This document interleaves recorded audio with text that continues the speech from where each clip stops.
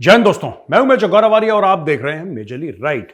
अच्छा, नवाज शरीफ वापस आ गए, ठीक है, और बड़ा जलसा शलसा करा, मीनार पाकिस्तान गए, दो दो जहाज हायर करे भाई ने, किराए पे लिए, जो ऊपर से फूल फेंक रहे थे इनके ऊपर।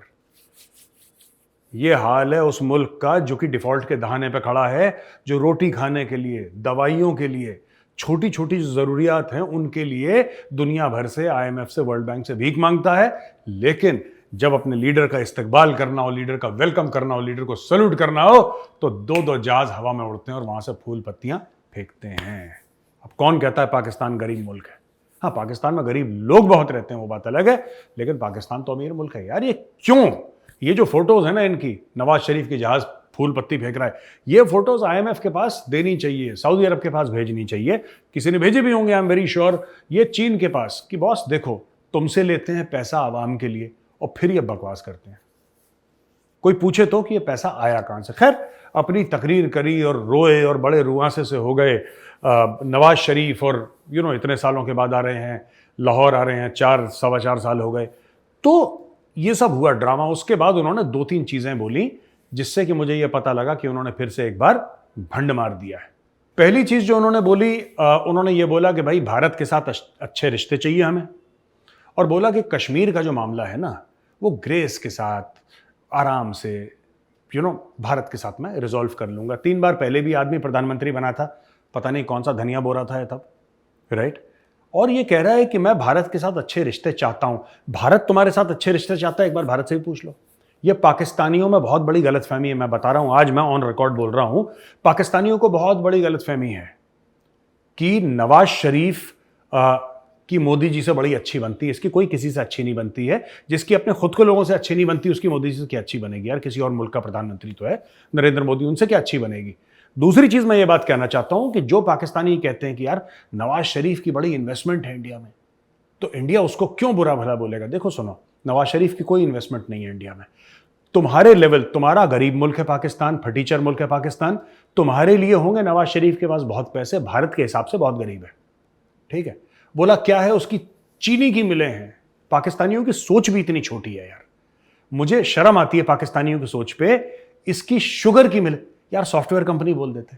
कुछ तो स्टाइल होगा तुम में यार, कुछ तो ऐसा होगा कि जिसमें मैं बोलूं कि यार अगर कुछ तुमने झूठ भी बोला तो कोई स्टैंडर्ड का। शुगर मिल है, शुगर मिल वालों के पास पैसे होते हैं यार, इनकी बड़ी शुगर मिले, इनकी स्टील की मिले। मुझे तो तुम्हारे ऊपर तरस आता है पाकिस्तानियों, तुम्हारी सोच के ऊपर तरस आता है। तुम सोचते हो नवाज शरीफ जैसा फुकरा, आपको पता है इन्वेस्टमेंट कितनी होती है? इन्वेस्टमेंट होती है 10 अरब, 20 अरब, 30 अरब, 50 अरब, ये होती है इन्वेस्टमेंट भारत में। नवाज शरीफ 3 महीना 13 में चोरी का पैसा भारत में, और भारत बड़ा एक्साइट हो रहा है कि नवाज भाई आए हैं पैसा लेकर। पाकिस्तानियों, तुम्हारी सोच छोटी है यार, और मुझे बड़ी अफसोस है तुम्हारी छोटी सोच पर। थोड़ा सा यार झूठ बोलना बड़ा बोलो, है ना, कि उसने 10-15 अरब डॉलर, 20 अरब डॉलर की इन्वेस्टमेंट करी है, सॉफ्टवेयर कंपनीज इंडिया में खोली है, ऑटोमोबाइल मैन्युफैक्चरिंग का प्लांट इंडिया में खोला, तब हमें भी अच्छा लगेगा। हाँ, झूठ बोला है तो कोई अच्छे लेवल का झूठ बोला है। शुगर की मिले, वही बात कर दी तुम लोगों ने, वही लाहौरियों वाली है भाई। अच्छा, दूसरा पॉइंट जो नवाज शरीफ ने यह बोला है कि भाई अगर बांग्लादेश और पाकिस्तान अभी भी एक होते तो पता है क्या कमाल होता, क्या जादू होता। तो पूछा, पूरा वहां पे बैठे थे, मजमा था, उसने बोला हाँ मियां साहब क्या जादू होता, कॉरिडोर भारत के बीच में से जाता। अच्छा, कॉरिडोर भारत के बीच में से जाता तो क्या होता? तुम तब भी नालायक थे, तुम आज भी नालायक हो।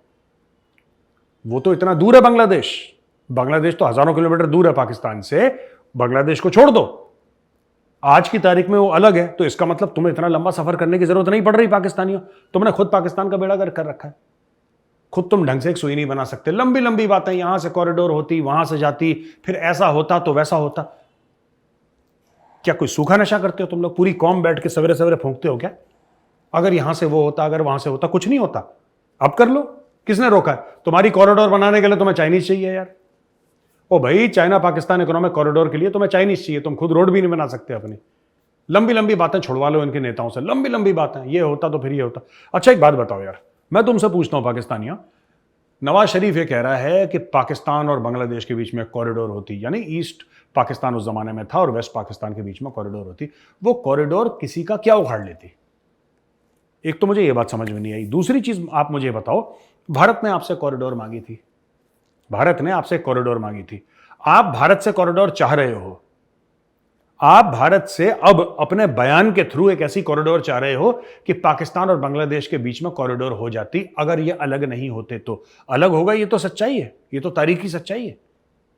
लेकिन कई दहाई पहले, कई दशक पहले भारत ने पाकिस्तान से कॉरिडोर मांगी थी और बोला था जनाब हमें अफगानिस्तान सामान पहुंचाना है, सेंट्रल एशिया, क्या आप लाहौर के थ्रू कॉरिडोर दे सकते हैं? आपने बोला नहीं, क्योंकि पाकिस्तान की जहनियत ऐसी है कि अगर हमने दे दिया तो भारत का फायदा हो जाएगा, अपना नुकसान कर लेंगे अगर भारत का नुकसान। ठीक है, तुम तो जिहादी हो, तुम्हारी जिहादी सोच है। तो हमने बोला ठीक है, भागो यहां से। हमने चाबहार पोर्ट, $3 अरब खर्च करे, ईरान में चाबहार पोर्ट बना लिया।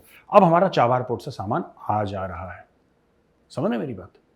तो पाकिस्तान को अगर यह लगता है कि हमें अफगानिस्तान जाने से, ईरान जाने से, सेंट्रल एशिया जाने से पाकिस्तान रोक सकता है, तो बड़ी गलतफहमी है। हमारे पास पैसे हैं, हमने पैसे फेंका, तमाशा देखा, कहानी खत्म हो गई। अब हमें अब कोई भारतीय ये नहीं बोलता कि पाकिस्तान से राहदारी मिल जाती है, हमें चाहिए ही नहीं।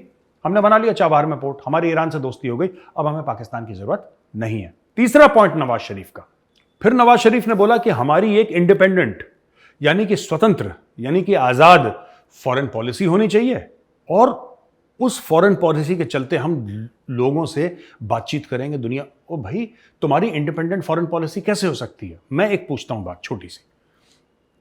जो मुल्क किसी और से पैसा लेके अपने दिन दिन का काम चलाए, अगर सवेरे पैसा मिले तो रात को खाना खाए, ऐसे हालात में किसी मुल्क की फॉरेन पॉलिसी आजाद कैसे हो सकती है? मुझे एक बात बता दो यार।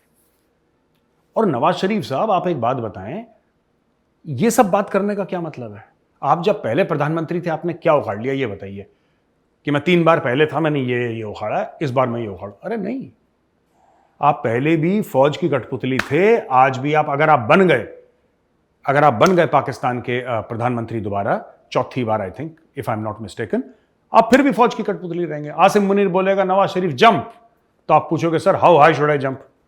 तो ये पाकिस्तान की सच्चाई है। तो इसमें लोगों को झूठ बोलना कि मैं ऐसा कर दूंगा, देखो कुछ नहीं, आपके मुल्क का बेड़ा गर्क है, आपके मुल्क का बेड़ा गर्क है, आपके मुल्क की हवा निकल चुकी है, आपको पहले उसके अंदर हवा भरनी है, उसके बाद बात करिएगा फॉरेन पॉलिसी, ये पॉलिसी। इतनी लंबी लंबी क्यों छोड़नी है यार? इतनी लंबी लंबी, लाइट आती नहीं तुम्हारे यहाँ, दवाइयाँ तुम्हारे यहाँ नहीं बनती, चाइना अगर हाथ उठा ले तुम्हारे सर से, ये सऊदी अरब बोले कि हम पैसे नहीं भेजेंगे, IMF रूठ जाए 1 महीने के लिए, तो तुम्हारा मुल्क जमीन पर गिर जाएगा।